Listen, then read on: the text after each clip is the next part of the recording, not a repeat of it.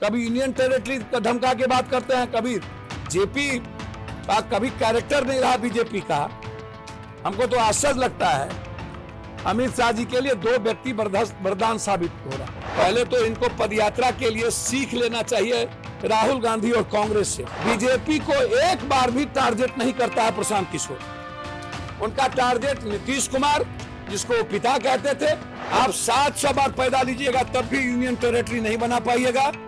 कोसी सीमांचल बिहार का अस्तित्व है और हम जब तक जिंदा है वो रहेगा। अमित शाह फिर से बिहार दौरे पर हैं। पप्पू यादव हमारे साथ हैं। अमित शाह आए हुए हैं। सर, अमित शाह जी से मैंने पूछा है कि एक तरफ जब आते हैं तो कोसी सीमांचल में दहशत पैदा हो जाती है।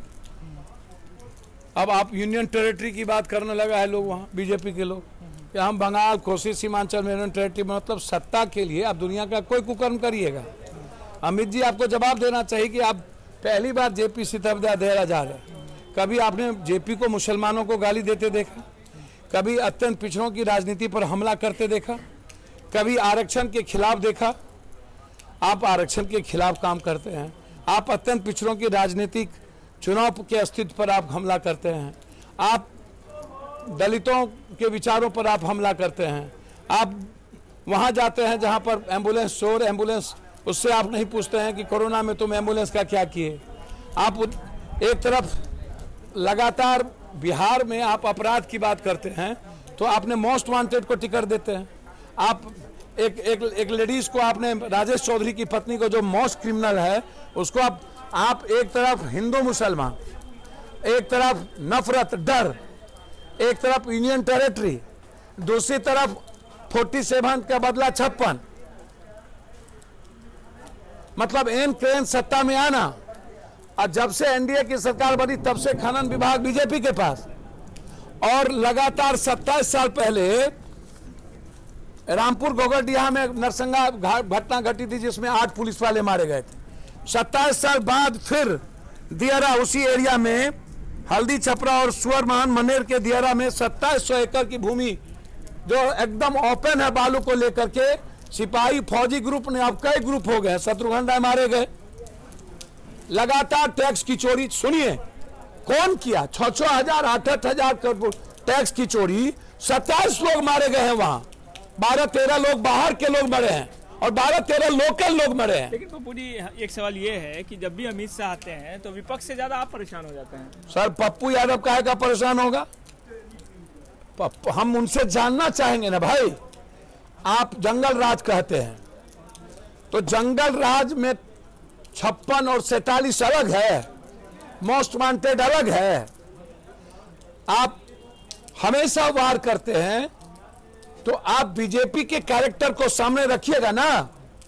ये जो बालू की चोरी हो रही है छपरा दियारा से लेकर के, हम खुलेआम छपरा चेरी वाला बालू बेचता है टोटल। आखिर सर, फौजी सर, कौन जिम्मेवार है इसके? सर, एनडीए की सरकार में सब टोटल खनन विभाग किसके पास था? अभी तो सरकार, मैं जो पूछ रहा हूं ये तो पहले की घटना की बार।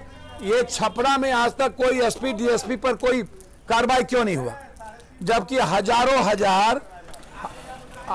हजार ट्रक जा रही है यूपी की ओर डेली। 9 के द्वारा जाता है बालू के बचत में। आपने सारे सरकार के टैक्स माफ। अब तो अपराधी को सबसे ज्यादा क्या हिम्मत नहीं है, जहां डीजेपी से लेके सब ये पैसा किन। लेकिन इस अपराधियों के नेक्सस को तो 26 किया जा सकता है इस सरकार बिल्कुल किया जा सकता है, क्यों नहीं। रोहतास, भोजपुर, पटना, छपरा, औरंगाबाद, यहां अच्छे व्यवसायी बालू से क्यों जा रहे हैं? जो करोड़ों के टैक्स दे रहे थे वो क्यों भाग रहे हैं? क्यों लगभग अपराधी अब 47, 56 जिसके पास ज्यादा वो तय कर लिया। आप हमको 84 फोकलेन पकड़ाया अभी 15 दिन पहले, जिसमें 4 फोकलेन पर मात्र कार्रवाई हुई, टोटल छोड़ दिया गया।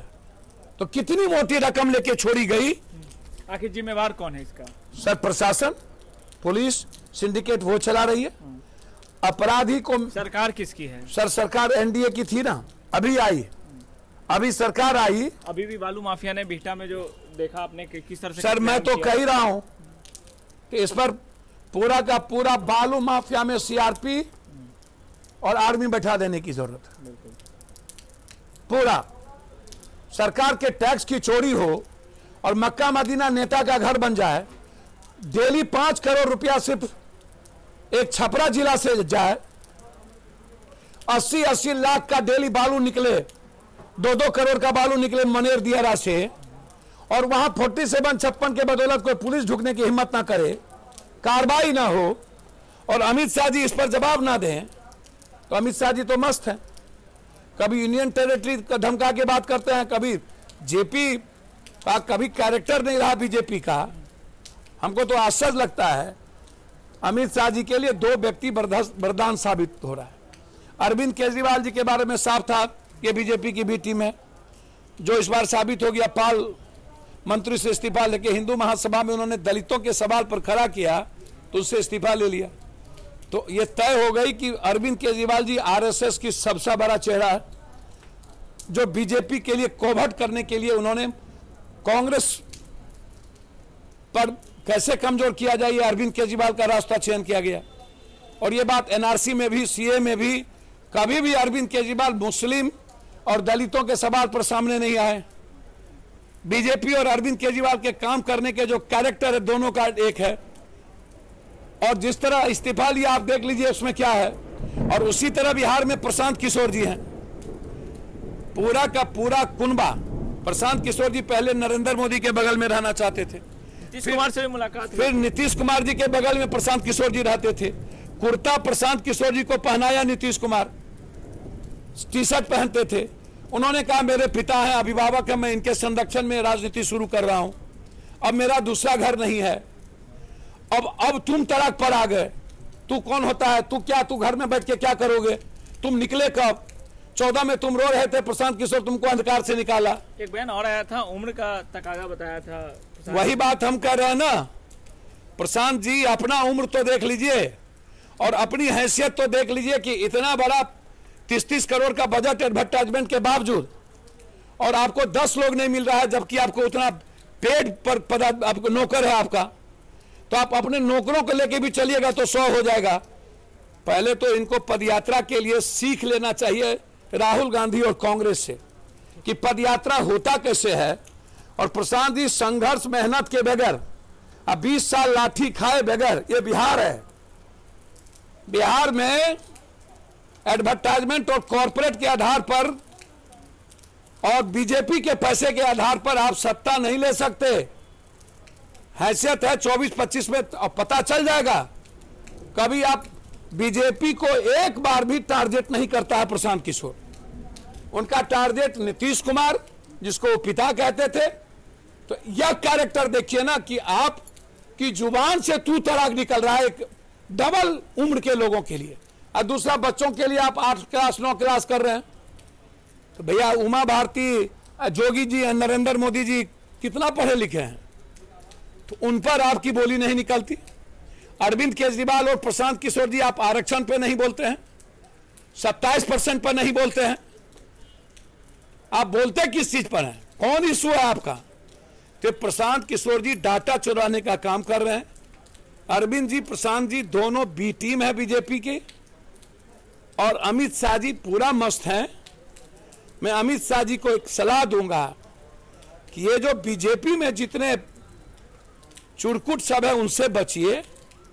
बीजेपी के कैरेक्टर को जिंदा रहने दीजिए। 56-47 नफरत का आधार नहीं बनाइए। और जब तक पप्पू यादव जैसे लोग हैं, लाखों लोग मरने को तैयार हैं कोसी सीमांचल में, आप 700 बार पैदा लीजिएगा तब भी यूनियन टेरिटरी नहीं बना पाइएगा। कोसी सीमांचल बिहार का अस्तित्व है और हम जब तक जिंदा है वो रहेगा।